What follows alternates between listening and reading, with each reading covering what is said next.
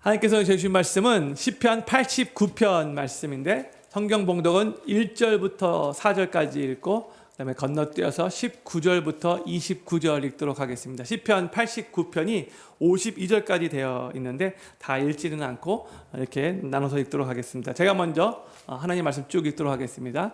에스라인 에단의 마스길, 내가 여호와의 인자하심을 영원히 노래하며 주의 성실하심을 내 입으로 대대에 알게 하리이다. 내가 말하기를 인자하심을 영원히 세우시며 주의 성실하심을 하늘에서 견고히 하시리라 하였나이다. 주께서 이르시되 내가 나의 택한 자와 언약을 맺으며 내 종 다윗에게 맹세하기를 내가 내 자손을 영원히 견고히 하며 내 위를 대대에 세우리라 하였다 하셨나이다. 건너뛰어서 19절입니다. 주께서 이상 중에 주의 성도에게 말씀하시기를 내가 돕는 힘을 능력 있는 자에게 더하며 백성 중에서 택한 자를 높였으되 내가 내 종 다윗을 찾아 나의 거룩한 기름으로 부었도다. 내 손이 저와 함께하여 견고히 하고 내 팔이 그를 힘이 있게 하리이다.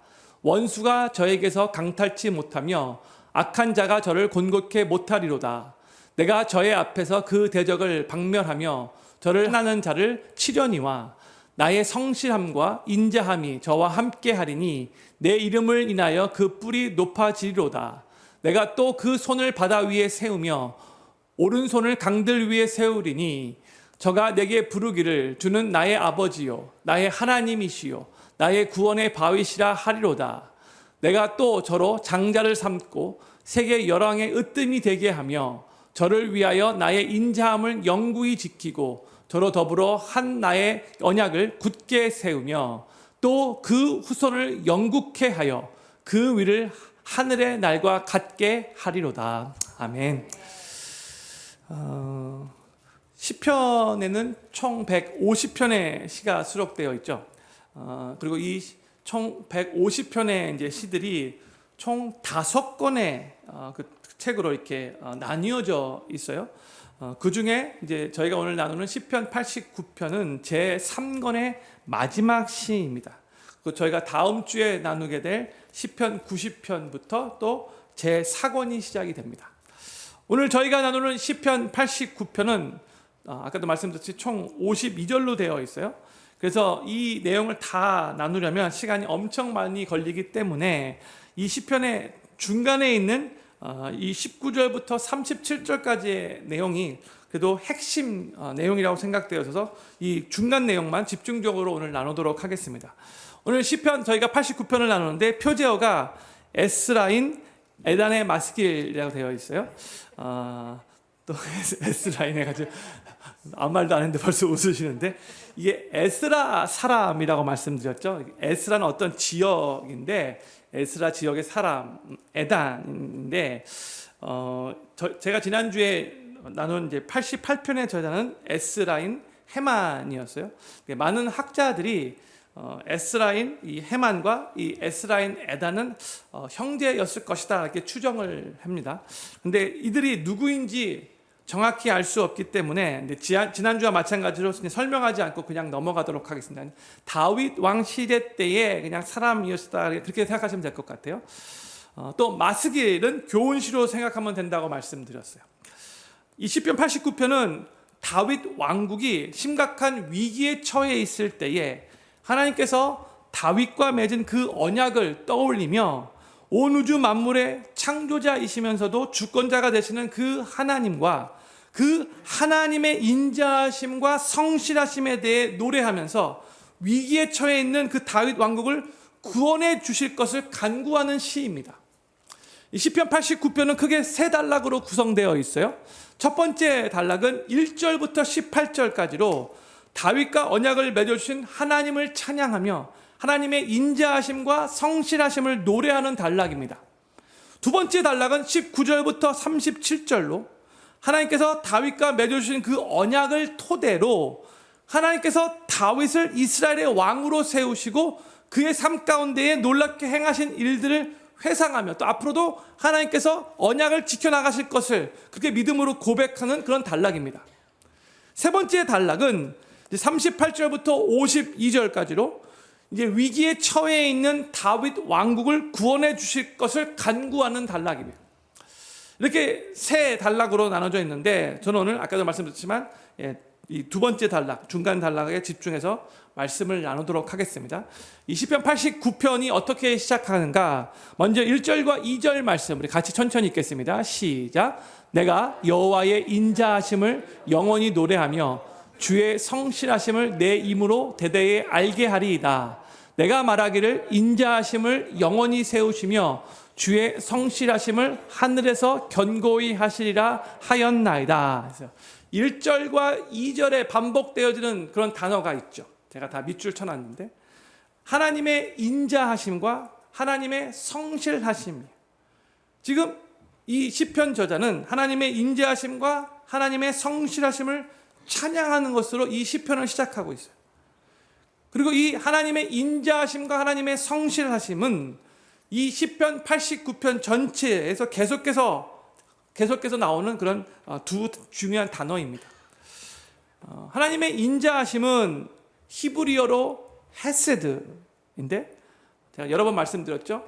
하나님의 그 언약에 근거한 변함없는 그런 사랑을 의미한다라고 했어요. 또 하나님의 성실하심은 영어로 faithfulness라고 그렇게 번역되었죠. 약속을 꼭 지키시는 변함없으신 신실하신 하나님에 대해서 지금 말하고 있는 거예요. 그러니까 시편 저자가 하나님의 언약에 근거한 그 헤세드 사랑과 인자하심과 약속을 꼭 지키시는 하나님의 그 신실하심, 그 성실하심을 찬양하면서 이 시편을 시작을 했고, 그러면서 이제 3절과 4절에서 하나님께서 다윗과 맺은 그 언약에 대해서 말을 합니다. 3절 4절이에요. 같이 읽겠습니다. 시작. 주께서 이르시되 내가 나의 택한 자와 언약을 맺으며 내 종 다윗에게 맹세하기를 내가 내 자손을 영원히 견고히 하며 내 위를 대대에 세우리라 하였다 하셨나이다 했어요. 이 4절에 있는 내용이 하나님께서 다윗과 언약을 맺으면서 하신 말씀이죠. 요 4절의 이 내용, 이 하나님과 다윗과의 그 언약을 맺을 때에 하나님께서 하시는 이 말씀에 대해서는 조금 이따가 좀 더 구체적으로 나눈 걸로 하고, 이게 이제 시편 89편의 시작이에요. 하나님의 성실하심과 하나님의 인자하심에 대해서 찬양하며 시작했고, 하나님께서 언약을 맺을 때 다윗에게 하신 그 말씀으로 이 시편 89편이 시작돼요. 이것이 전체 이 시편 89편의 주제라고 할 수 있는데, 근데 이 내용이 이제 19절부터 좀 더 구체적으로 나타납니다. 건너뛰어서 19절과 20절 말씀, 어떻게 하나님께서 이 언약의 말씀을 토대로 다윗의 삶에 일하시고 역사하셨는가? 19절 20절 말씀을 같이 읽겠습니다. 시작. 주께서 이상 중에 주의 성도에게 말씀하시기를 내가 돕는 힘을 능력 있는 자에게 더하며 백성 중에서 택한 자를 높였으되 내가 내 종 다윗을 찾아 나의 거룩한 기름으로 부었도다 했어. 19절 말씀 다시 한번 비춰주세요. 여기에 보면 능력 있는 자, 그다음에 택한 자가 나오는데 다 다윗을 의미하는 표현이에요. 그렇죠? 주님께서 이상 중에 주의 성도들에게 이제 말씀하시기를 하면서 이렇게 19절이 시작을 하고 있죠.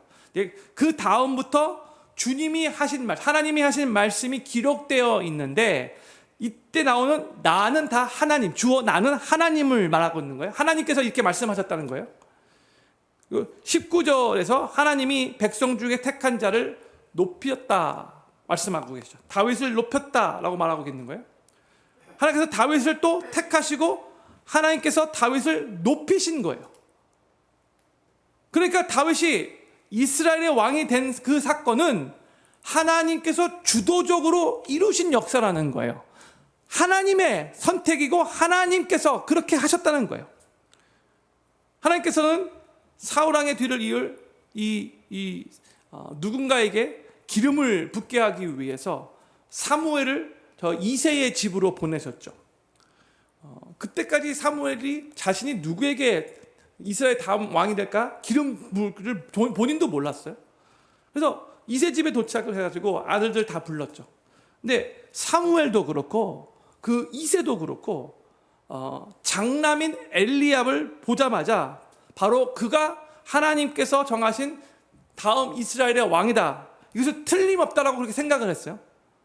그런데 하나님은 아니야. He's not it. 이렇게 말하죠. 그러면서 하나님은 사람의 용모와 키를 보지 말라라고 말씀하시면서 하나님은 중심을 보라라고 말씀하셨어요. 그러면서 이 이새의 7명 아들을 차례대로 하나씩 다 봤는데 하나님이 다 아니야 no 다 말씀하셨어요.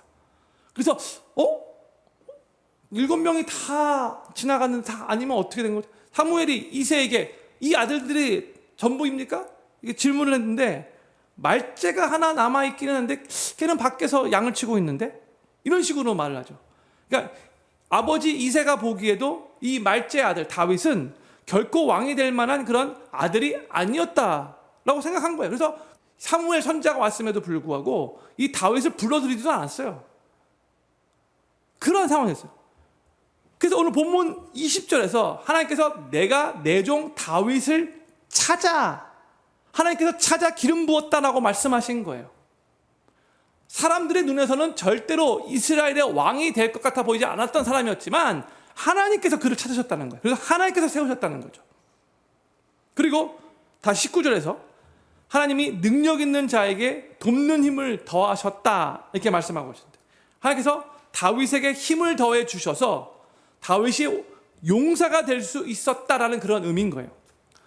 다윗이 골리앗과 전쟁에서 싸울 때에 그때 한 16살 정도밖에 되지 않은 그런 어린 소년이었는데 용사가 아니었죠. 전에 전쟁에서 싸워본 경험이 없어요.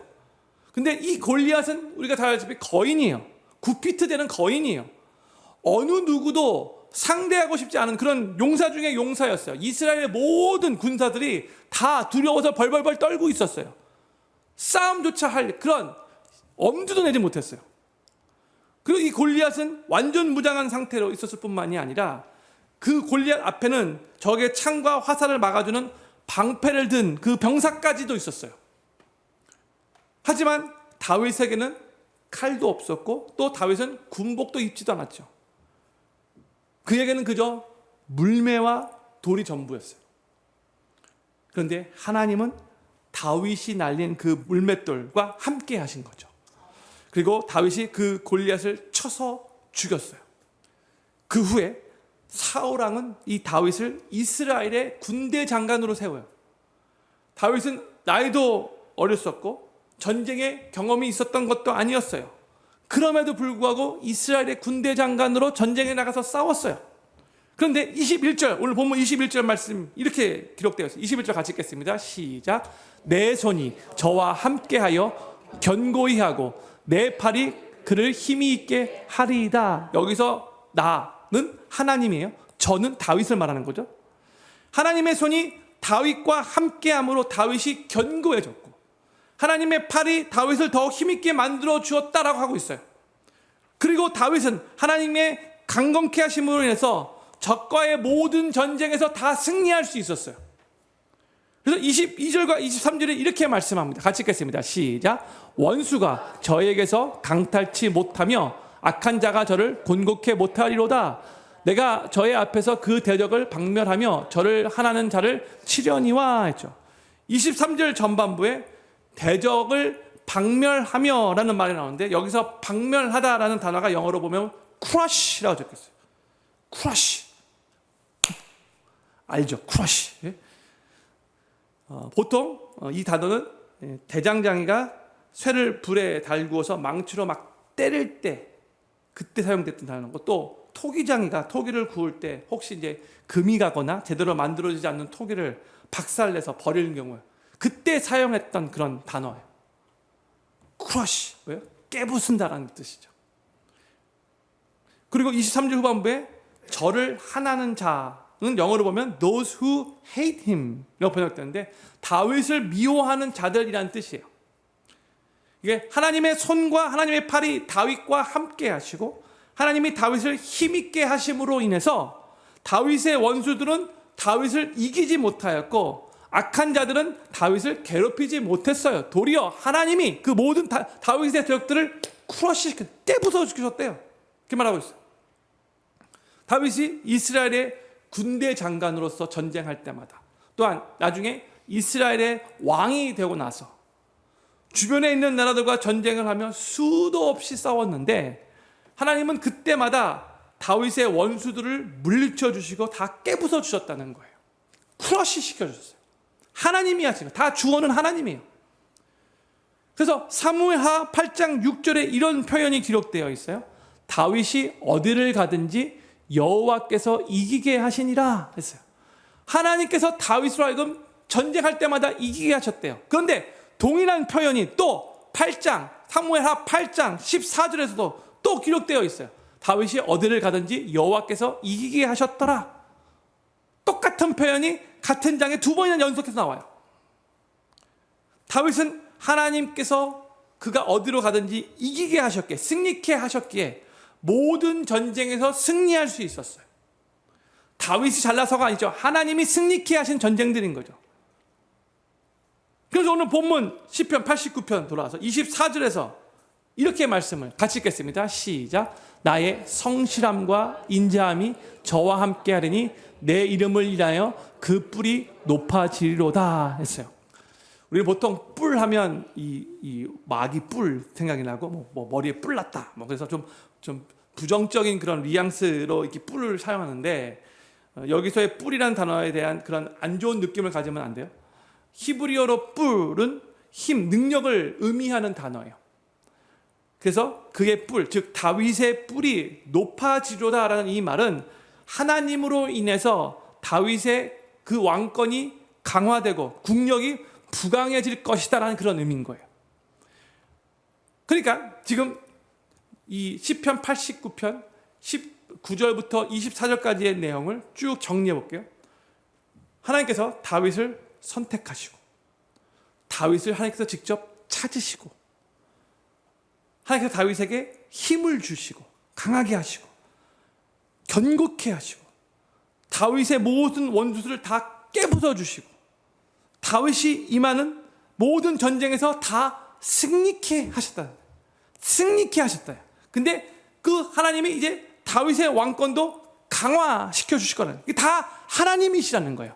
하나님께서 그렇게 하셨고 하나님께서 그렇게 하실 거라는 거죠. 저는 필금교회 모든 성도님들이 다윗의 삶 가운데 일하시고 역사하셨던 그 하나님의 은혜를 성도님들도 그대로 다 경험하시기를 소망하고 그로 인해 하나님께로부터 힘을 얻으시고 그 삶이 견고해지시고 영적 전쟁에서 다 승리하시며 그 삶이 하나님의 능력으로 더욱더 강건해지시게 되기를 우리 구주 예수님의 이름으로 간절히 축원합니다. 아멘. 그런데 이제 24절 말씀을 다시 한번 읽어보고 싶어요. 나의 성실함과 인자함이, 여기서 나는 하나님이죠. 하나님의 성실함과 인자함이 저와 다윗과 함께 하리니 내 이름을 인하여 그 뿔이 높아지로다 했어요. 여기서 보세요. 다윗을 그렇게 강하게 만들어 주실 것이 바로 하나님의 성실함과 하나님의 인자하심 때문이라고 말하고 있어요. 그러니까 하나님의 이 신실하심, faithfulness와 하나님의 변함없는 헤세드 사랑이 다윗을 그렇게 앞으로도 계속해서 강하게 만들어 주실 거라는 의미인 거죠. 근데 우리가 보통 얼핏 생각하면 다윗의 그 힘을 그토록 강하게 만들어 주는 것은 하나님의 능력, 하나님의 권능 때문일 것 같아 보이는데 성경은 하나님의 성실하심과 하나님의 인자하심 때문이다라고 말해주고 있다는 거예요. 하나님의 능력이 다윗을 강건하게 그의 왕권을 강화시킨다, 그게 말씀하고 있는 게 아니라 하나님의 인자하심과 하나님의 성실하심이 결국 다윗을 그렇게 강하게 그 왕권을 강력하게 만들어 주실 거라고 말하고 있어요. 그러니까요, 다윗을 다윗되게 만드는 것은 하나님의 능력이라기보다도 하나님의 신실하심과 하나님의 인자하신 성품이라는 거예요. 우리가 부모와 자녀와의 관계에도 마찬가지라고 생각이 들어요. 재산이 아주 많은 부모가 자녀에게 돈을 많이 드리고 많이 준다고 해서 자녀가 훌륭하게 꼭 자라는 것은 아니죠. 또한 아주 많이 배운 부모가 자녀를 직접 가르친다고 해서 자녀들이 공부를 자동적으로 잘하게 되는 것도 아니죠. 다 그렇다고 말할 수는 없겠지만 아주 부유한 환경에서 자라난 자녀들이 다 성장했을 때에 부모가 자녀에게 내가 너에게 안 해준 것이 뭐가 있느냐 이런 식으로 말을 한다면 이상하게도 자녀들은 그러면 해준 게 뭐가 있습니까? 이렇게 반문하는 경우가 있어요. 그렇죠? 그런데 반면에 부모가 재정적으로 가진 것도 별로 없고 또 많이 배우지 못해서 정말 자녀에게 제대로 해준 것이 없다라고 생각이 들어서 그냥 자녀와 대화를 나누면서 그냥 자녀가 필요할 때 기도해주고 그냥 인격적으로 이렇게 대해준 것밖에 없는데 도리어 근데 그 가운데서 자녀들이 잘 훌륭하게 성장하여 자녀가 그렇게 잘 살고 있는 것을 보고 부모가 너무 감사해서 자녀에게 내가 정말 해준 게 없어서 많이 미안했는데 그래도 이렇게 잘 커서 너무 고맙다 이렇게 말하면 오히려 자녀들이 아니에요. 저에게 안 해준 거 없이 다 해주셨어요. 이렇게 고백하는 경우가 많잖아요. 그렇죠? 그러니까 부모의 소유나 능력보다도 부모의 인격과 성품이 자녀를 바르게 양육하며 성장시키듯이 하나님의 이 성실하심, 신실하심과 하나님의 이 steadfast love, 이 인자하심이 다윗을 다윗되게 만드신 것이고 그렇게 만들어 가실 거라는 거예요. 그 하나님의 성품이라는 거죠. 저는 필경교회 모든 성도님들이 이 하나님의 신실하심, faithfulness와 하나님의 인자하심, 헤세드 사랑, 그 steadfast love를 삶에 더욱더 많이 경험하실 수 있기를 바라고 바로 그 하나님의 성품으로 인해 영적으로 더욱더 올바르게 성장해 나가시며 영적으로 강건해지시고 하나님의 자녀로서 멋지게 세워지시게 되기를 우리 구주 예수님의 이름으로 간절히 축원합니다. 하나님의 그 신실하심과 하나님의 그 인자하심으로 인해 다윗은 하나님을 이렇게 고백하게 될 것이다 라고 이렇게 성경에서 선포하고 있어요. 26절 말씀 같이 읽겠습니다. 시작. 저가 내게 부르기를 주는 나의 아버지시요 나의 하나님이시요 나의 구원의 바위시라 하리로다 그랬어요. 다윗은 이제 하나님을 향하여 나의 아버지, 나의 하나님, 나의 구원의 바위라고 그렇게 고백하게 될 것이다 라고 지금 말하고 있는 거예요. 그러니까 다윗은 하나님을 1인칭으로 개인적인 경험을 토대로 자신이 경험한 그 하나님을 아주 퍼스널하게 하나님 나의 아버지십니다. 하나님은 나의 정말 하나님이십니다. 하나님 나의 구원의 바위십니다. 이렇게 고백하게 될 거라는 거죠.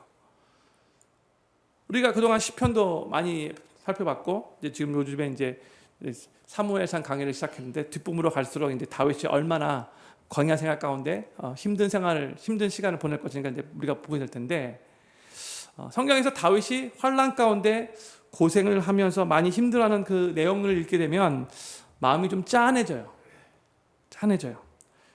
그런데 다윗은 그 환난과 그 고생의 경험을 통해 도리어 하나님을 생생하게 경험하게 된 통로가 되고요. 그래서 영적으로 그 누구보다도 깊어지고 성숙해지고 하나님과 친밀한 관계를 누리면서 그래서 결국 하나님을 My Father, 나의 아빠, 나의 하나님, 나의 구원의 바위라고 그렇게 고백할 수 있는 퍼스널한 하나님으로 그렇게 만나게 됐다는 거죠. 그게 이제 다윗의 삶에 놀라운 영적인 축복이 되어진 거죠.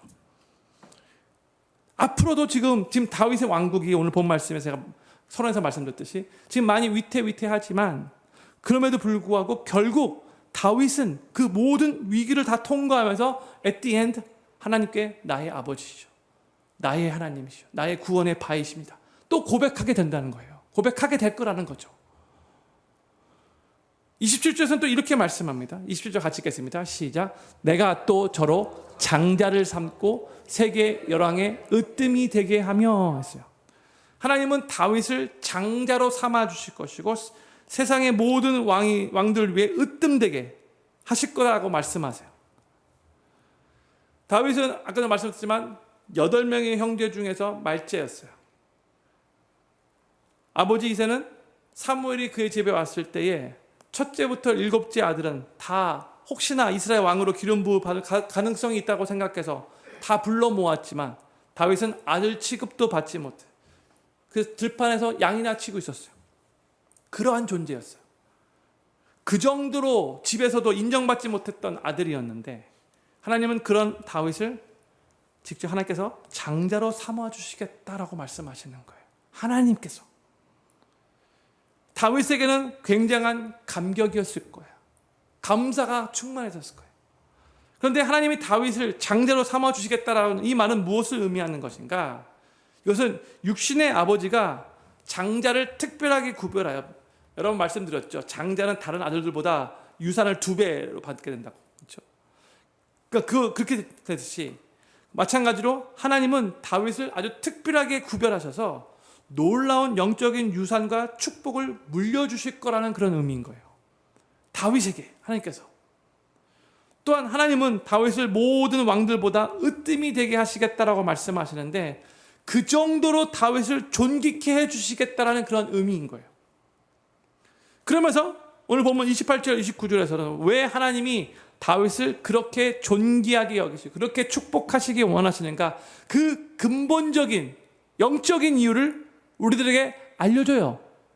28절 29절 말씀 같이 읽겠습니다. 시작. 저를 위하여 나의 인자함을 영구히 지키고 저로 더불어 한 나의 언약을 굳게 세우며 또 그 후손을 영국케 하여 그 위를 하늘의 날과 같게 하리로다.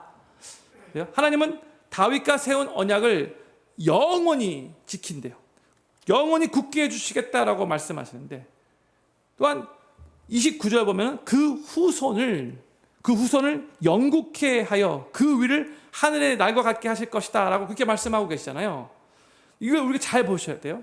여기서 그 후손, 다윗의 후손이라는 단어가 영어로 offspring, his offspring이라고 번역되었어요. 단수예요. 원래 다윗의 후손들, his offspring라고 복수형으로 쓰여지는 게 많잖아요. 그렇죠? 다윗의 후손은 여러 명이 될 거니까. 근데 여기서는 바로 단수를 사용했어요. 그 후손. 히브리어 언어를 봐도 바로 그 단수로 그렇게 기록되어 있어요. 뭘 의미하는가? 이 29절 말씀은 다윗 이후에 앞으로 오시게 될 그 바로 다윗의 후손인 그 메시아, 예수 그리스도를 의미하는 내용인 거예요. 그러니까 다윗 이후에 태어날 다윗의 모든 후손들을 의미하는 것이 아니라 이 29절은 바로 그 후손, his offspring, 바로 메시아, 예수 그리스도를 의미하는 구절이라는 거죠. 그러니까 다윗의 후손으로 메시아가 오실 것이고 그 메시아로 오시는 그분의 왕위는 하늘 날과 같게 될 것이라고 예언적인 의미로 지금 29절이 선포되고 있는 거예요. 바로 다윗의 후손으로 메시아가 오실 것이기 때문에 하나님이 다윗과 맺은 언약은 영원한 언약이 되는 거예요. 그러면서 30절부터 32절에서는 이렇게 말씀하십니다. 만일 그 자손이 내 법을 버리며 내 규례대로 행치 아니하며 내 율례를 파하며 내 계명을 지키지 아니하면 내 지팡이로 저희 범과를 다스리며 채찍으로 저희 죄악을 징책하리로다 했어요. 다시 30절 말씀 비춰주세요. 아까 29절에서는 his offspring, 그렇죠? 단수로 그 후손이라고 그렇게 지칭했는데 30절에서는 이제는 his children, 복수로 그 자손들, 한국말로 그냥 그 자손이냐, 자손들로 그렇게 지칭되고 있어요. 그러니까 아까 29절에서는 메시아를 의미하는 거고 여기 30절에서는 그 자손들, 다윗의 진짜 후손들을 의미하는 거예요. 근데 이 내용이 뭐냐면 만약 다윗의 자손들이, 후손들이 하나님의 법을 버리고 범죄하게 되면 하나님께서 저희들의 그 범과를 다스리며 죄악을 징책하실 것이다. 가만 놔두지 않고 하나님께서 징계하실 것이다. 이렇게 말씀하고 계세요. 여기서의 징책은 하나님 아버지의 사랑의 표현으로서 그를 디스플린하는 것을 의미하는 거예요. 유명한 말씀 히브리서 12장 8절이 이렇게 말하고 있죠. 징계는 다 받는 것이거늘 너에게 없으면 사생자여 참 아들이 아니니라 했어요. 징계가 없으면 참 하나님의 자녀가 아니다 라고 말씀하고 있는 거예요. 하나님이 그의 자녀들을 사랑하셔서 올바른 길로 걸어가게 하기 위해 더욱더 거룩한 삶을, 성화의 삶을 살아가게 하기 위해서 하나님이 징계를 주시는 거예요. 그리고 이 하나님의 징계는 아까 우리가 말씀드렸듯이 하나님의 그 신실하심과 하나님의 인자하심 안에 다 포함되어 있는 거예요. 하나님은 신실하시기 때문에, 하나님은 우리를 사랑하시기 때문에 우리가 잘못된 길을 걸어갈 때 그냥 놔두지 않고 우리를 징계하신다는 거죠. 왜요? 거룩한 길로 하나님의 자녀답게 살게 하기 위해서. 근데 30절과 31절 한번 다시 보여주세요. 거기 보면 내 법, 내 규례, 내 율례, 내 계명, 이런 단어들이 사용되고 있죠. 모두 다 동일한 의미예요. 다 뭐예요? 하나님의 말씀을 이렇게 다른 표현으로 사용한 거죠. 하나님께서 하나님의 언약 백성들에게 꼭 지키라고 말씀하시는 것은 바로 하나님의 말씀인 거죠. 여호수아가 모세의 뒤를 이어서 이스라엘의 리더가 되어 이제 그 이스라엘 백성들을 데리고 가나안 정복 전쟁을 계속해서 치러야 했어요. 그때 많이 두려웠어요. 왜요? 봤거든요. 광야 생활하면서 얼마나 말 안 듣는지 다 봤거든요. 그 백성 데리고 이제 본인이 직접 그 리더십을 발휘해서 정복 전쟁을 해야 되는 거예요. 많이 두려웠는데 그때 하나님께서 여호수아에게 하시는 말씀, 너 할 건 이거야. 이거만 열심히 잘하면 돼. 뭔가 여호수아 1장 7절 8절 말씀 같이 천천히 읽겠습니다. 시작. 오직 너는 마음을 강하게 하고 극히 담대히 하여 나의 종 모세가 내게 명한 율법을 다 지켜 행하고 좌로나 우로나 치우치지 말라. 그리하면 어디로 가든지 형통하리니 이 율법책을 내 입에서 떠나지 말게 하며 주야로 그것을 묵상하며 그 가운데 기록한 대로 다 지켜 행하라. 그리하면 내 길이 평탄하게 될 것이라. 내가 형통하리라. 아멘. 하나님께서 두려워 떨고 있는 여호수아에게 말씀하시는 거예요. 자슈아, 많이 두렵지? 너가 그동안 이스라엘 백성들이 얼마나 말 안 듣는 백성이, 목이 곧은 백성인지 다 봤지? 이제 너가 저 백성들 데리고 이제 가나안 땅 정복하면서 계속해서 전쟁 치러하는데 마음이 많이 두렵지? 어떻게 될지 몰라서 정말 여러 가지 고민도 많고 걱정도 많지? 그런데 너가 할 일은 나의 말씀 묵상하며 지키고 그 말씀대로 행하면 돼. 거기만 집중하면 돼. 그러면 내가 그 외의 모든 것들을 다 알아서 내가 책임질 거야. 내가 모든 길 평탄하게 할 거야. 너가 할 일은 내 말씀 주야로 묵상하며 그 말씀대로 지키기 위해 최선을 다해 노력하는 거야. 그것만 하면 되는 거야. 하나님께서 여호수아에게 그렇게 말씀해 주신 거죠. 하나님께서 우리들에게도 말씀하시는 것은 언제나 동일해요. 하나님의 말씀을 지키라 말씀하세요. 하나님의 말씀 순종하라 말씀하세요. 내가 지난 주일에도 말씀 나누었듯이 우리는 주여 말씀하옵소서 주의 종이 듣겠나이다. 이러한 자세로 항상 하나님의 말씀을 지키기 위해 목숨 걸고 최선을 다해 노력해야 되는 거예요. 거기에 우리 삶의 우선순위가 있어야 되는 거예요. 근데 만약 우리가 하나님의 말씀을 지키면서 살지 못하면 불순종한 모습들이 보이면 하나님은 가만히 계시지 않을 것이고 우리를 사랑의 매로 채찍질하며 디스플린 하셔서 말씀을 지키며 살게 하도록 그렇게 인도하실 거예요. 계속해서 하나님은 우리를 징계하실 거예요. 하나님 말씀에 순종하며 살도록. 왜요? 우리를 사랑하시기 때문에. 우리 하나님의 자녀이기 때문에. 저는 그렇게 모든 성도님들이 예수 그리스도를 통해서 하나님의 언약 백성이 된 우리가 그 무엇보다도 하나님의 말씀을 지키는 것을 최우선 순위로 삼으시고 하나님 말씀 지키는 일에 계속해서 집중하실 수 있기를 바라고 그로 인해 하나님께서 우리 삶의 모든 것들을 책임지시고 선하게 인도하심을 삶에서 직접 경험하실 수 있게 되기를 우리 구주 예수님의 이름으로 간절히 축원합니다. 하나님은 다윗에게 하신 약속이 변치 않을 것을 반복해서 말씀하세요. 33절부터 35절 말씀 천천히 같이 읽겠습니다. 시작. 그러나 나의 인자함을 그에게서 더 거두지 아니하며 나의 성실함도 패하지 아니하며 내 언약을 파하지 아니하며 내 입술에서 낸 것도 변치 아니하리로다. 내가 나의 거룩함으로 한 번 맹세하였은즉 다윗에게 거짓을 아니할 것이라. 아멘. 하나님은 다윗의 후손들이 하나님의 말씀을 지키지 아니할 때에 그들을 사랑의 매로 다스리고 채찍질을 하시겠지만 근데 그 상황 속에서 하나님의 인자하심을 거두지 않으실 것이고 하나님의 성실하심도 패하지 않을 것이다 라고 말씀하고 계세요. 이 33절부터 35절 이 세 구절 안에 하나님은 아니하며 아니하며 아니하며 아니하려다, 아니할 것이다, 이렇게 아니하다, I will not 이란 말을 5번이나 반복적으로 말씀하고 있어요. 뭘 의미하는 것인가? 하나님은 하나님의 언약을 절대로 폐기치 아니하실 것이고 끝까지 지키실 거라는 그런 의미인 거죠. 하나님이 약속하신 거 하나님은 끝까지 무조건 지키실 거라는 거예요. 사람은 마음이 바뀌고 변덕스럽지만 우리 하나님은 절대 그러신 분이 아니시라는 거예요. 신실하신 하나님이신 거죠. 하나님은 우리 인간과 다르기에 영원토록 신실하시고 인자한 분이시기 때문에 우리는 그 하나님을 언제든지 신뢰할 수 있어요.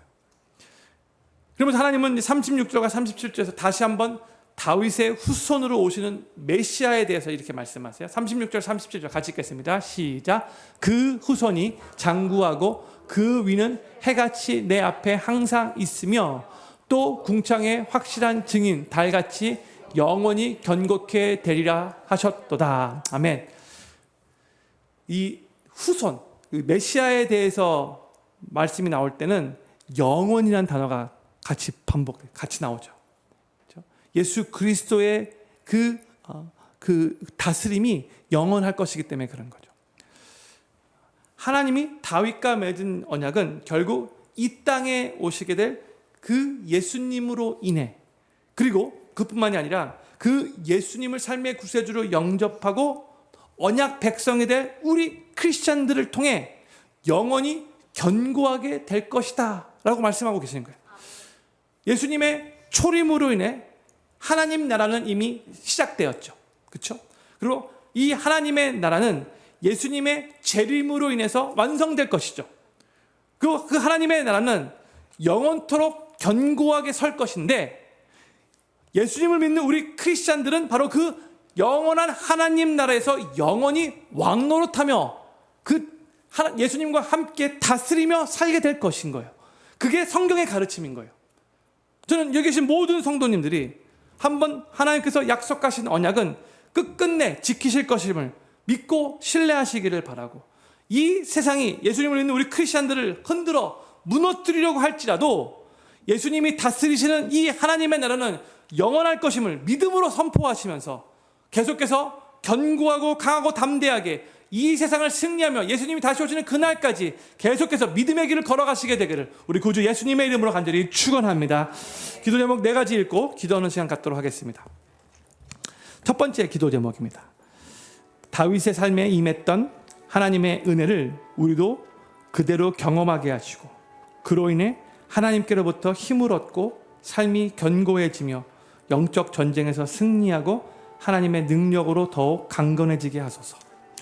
두 번째, 하나님의 신실하심과 인자하신 성품을 더욱 경험함을 통해 우리의 삶이 영적으로 올바르게 성장하며 하나님의 자녀로서 더욱 멋지게 세워지게 하소서. 세 번째, 하나님의 언약 백성으로서 그 무엇보다 하나님의 말씀을 지키는 것을 최우선 순위로 삼아 말씀을 지키는 일에 집중하게 하시고 그리할 때에 하나님께서 모든 것들을 책임지시고 선하게 인도하심을 경험하게 하소서. 마지막 4번째, 이 세상이 우리 크리스천들을 흔들어 무너뜨리려 할지라도 하나님께서 하나님의 언약을 영원토록 지키실 것을 믿고 예수 그리스도가 다스리시는 하나님의 나라는 영원할 것임을 선포하며 더욱더 견고하고 강하고 담대하게 이 세상을 승리하며 살아가게 하소서. 아멘. 오늘 말씀은 다윗 왕국이 위태해 보일 때에 하나님께서 다윗과 맺은 그 언약을 다시 한번 상고하며 하나님의 그 신실하심과 하나님의 그 인자하심을 계속해서 고백하고 찬양하며 노래하면서 결국 하나님께서 하나님의 그 언약을 이루실 것을 믿음으로 선포하는 그런 시임이에요. 우리도 예수 그리스도를 통해서 하나님의 언약 백성이 되었는데 다윗에게 임했던 그 은혜가 우리의 삶에도 그대로 임하게 하기를 소망하는 마음으로 이 4가지 기도 제목을 가지고 같이 합심으로 기도하기를 원합니다. 기도하겠습니다.